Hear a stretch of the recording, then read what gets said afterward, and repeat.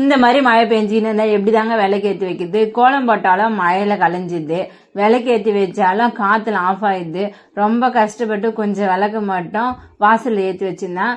மிச்ச விளக்கெல்லாம் உள்ளவே வச்சிருந்தேன். எப்பவுமே பாத்தீங்கன்னா கார்த்திகை தீபத்துக்கு முன்னாடி நாள் வரையும் கூட நல்ல மழை பெய்யும். ஆனா கார்த்திகை தீபத்து போது மட்டும் மழையே பெய்யாது. அழகா வாசல்ல கோலம் போட்டு விளக்கேற்றி வைப்போம். ஆனா இந்த டைம் பாத்தீங்கன்னா மழை ஃபுல்லா விடாம பெஞ்சினே தான் இருந்தது.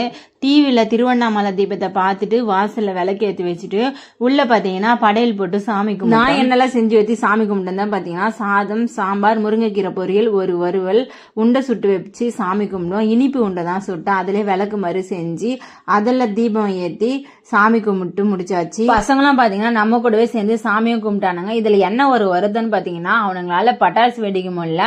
மாவலி கேட்டிருந்தாங்க, அதையும் எங்களால் இந்த டைம் செஞ்சு தர முடியல. நெக்ஸ்ட் டைம் அது செஞ்சு தரணும். இந்த வீடியோ உங்களுக்கு பிடிச்சிருந்தா எங்க சேனலை சப்ஸ்கிரைப் அண்ட் ஃபாலோ பண்ணுங்க.